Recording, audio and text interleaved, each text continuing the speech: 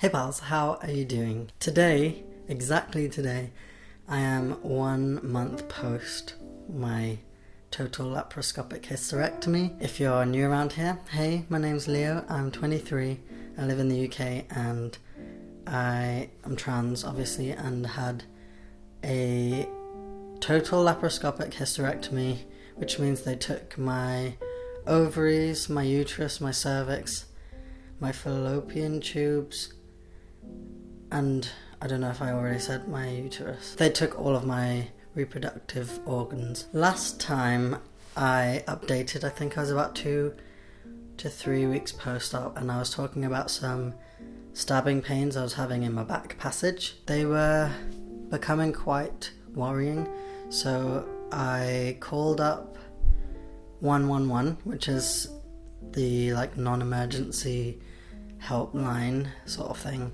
I got referred to a nurse, I think, who asked me lots of questions. That was quite a weird conversation because she asked whether or not I had my reproductive system kind of created. I don't really understand how you get to that conclusion when I've told you that I've had a hysterectomy. But anyways, it was quite a bit of a palaver getting to the right person who kind of knew what symptoms I would be potentially experiencing. Eventually I went to a drop-in doctor sort of thing who was better than the people on the phone. I did a urine test and she kind of felt my tummy, I think, to feel whether or not I had extra gas or if my bowels weren't working properly. She called my GP to make an appointment the next day, but we ended up calling the ward to double check whether or not there was anything to worry about, and they said that we could go in to them to see what was going on. So we went there and there was a bit of a wait because it was kind of like the emergency gynecological ward, I think that's what it was called. We waited for a while. It wasn't actually too long. I think it was about half an hour to an hour maybe, and we got called in. The nurses were really great and nice and comforting and supportive, and they asked me lots of questions and I had to be examined. So she basically put a finger up my bum, which wasn't the most comfortable thing. She also had a look, I think she had a look in the front, but I can't really remember. But the nurses were really kind and they were like, I know this is going to be uncomfortable. They were like, one nurse was not doing anything, but she was rubbing my shoulders, telling me everything was going to be okay. And it was uncomfortable, but I know it needed to be done. She said that I was healing great and she was kind of surprised at how well my scars had healed. I think she was trying to figure out whether or not there was a hemorrhoid or a fissure in my back passage. She basically said, it's quite strange, I don't know what's going on, but it's nothing really to worry about, so just take painkillers and take it easy. I think I had it in total for about a week, and it was kind of really sharp shooting pains up my bum, and it was really uncomfortable and really painful as well. It was the most pain that I'd experienced throughout this surgery. I've heard from a few people that there are nerves connecting from your belly button to your back passage and your front. I'm assuming that because they had to cut into my belly button, the nerves kind of just got confused and then it was painful because of that, maybe. I also googled the symptoms and heard about proctalgia.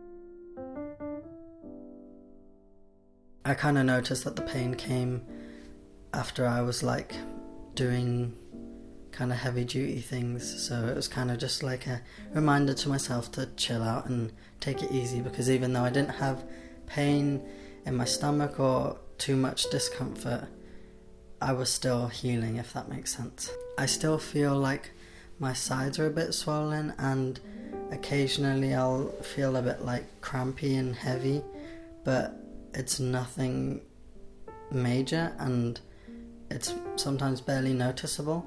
I think all of my incisions are basically just scars now. One has a little stitch waiting to come out, and I don't know how long that's going to take because it doesn't look like it's going anywhere. but I'm just gonna leave it and not worry about it. The one in my belly button, you can't see it at all. Even if you like try to find it, there's just nothing there, which is amazing. I haven't had any bleeding either. I think the only time I bled was a week and a half afterwards, and I think that might have been the stitches dissolving. I'm still aware that I could bleed for up to like 6 to 8 weeks, but I think the majority of it is kind of over, or I hope it is. I've been out on a walk by myself once, and that was to pick up some meds and stuff that I needed, and I'm able to kind of go out with Paul and walk a little bit. Today we're going shopping, and I'm gonna try not to carry anything too much, but I feel like I'm able to carry things. Like I can carry my camera and my laptop up and down the stairs, and yesterday I accidentally ran a little bit just to like chase Theo and I didn't even think about the healing, so I just need to remind myself that because I'm feeling fine physically, I need to take it easy. I was thinking about it the other day and was just like, I can't believe that I never have to worry about being pregnant again, or I don't have to worry about having a period again, or getting cervical cancer, or needing smear tests and stuff. And it just feels so weird that I feel exactly the same, but I have less organs and less inside of me, and there's a whole aspect to my health that is just gone because I don't need to worry about it anymore. I think that's the weirdest thing about it, because I feel like nothing's happened, but so much of kind of my transness, I feel, has gone, if that makes sense. It's kind of weird to explain, but I feel like a big difference between me and cis men was the fact that I could get pregnant, and I had a womb and ovaries and a menstruation kind of cycle, even though I didn't see the kind of symptoms of it, and now I just don't have that. It doesn't make me feel any more cis or similar to cis men, and I don't think that's my goal.